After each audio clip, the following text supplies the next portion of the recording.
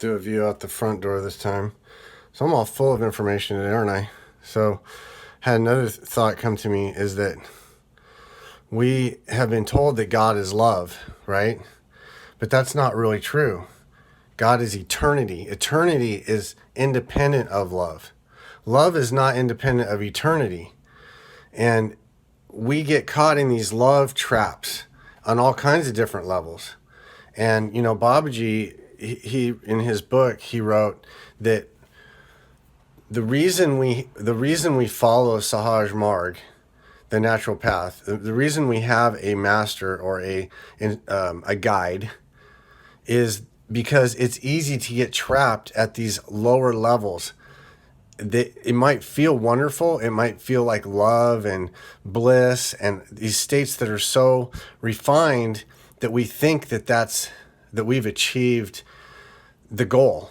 And he said that that's not the case, that eternity is the goal. Eternity is the goal. And as we move closer to this eternity, I think that love becomes more and more refined.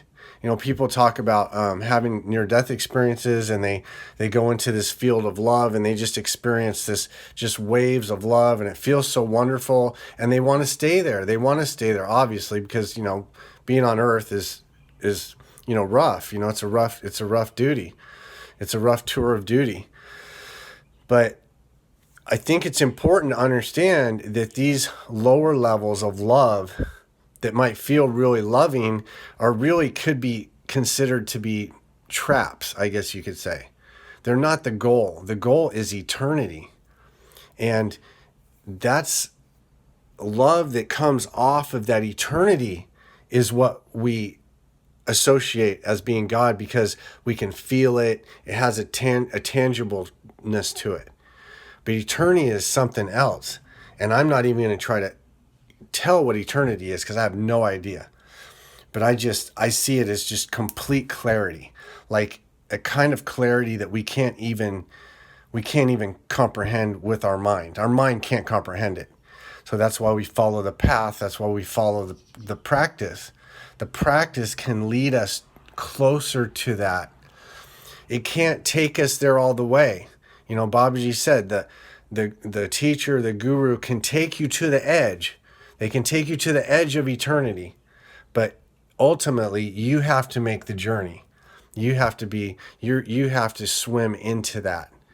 And it just sounds amazing. And I'm just grateful for the realizations I've had. But I had a realization the other day. It was like a thought form that popped in my head. And I think that all these informations coming out of me are from that one little thought form that I had. But this thought form was like these husks, or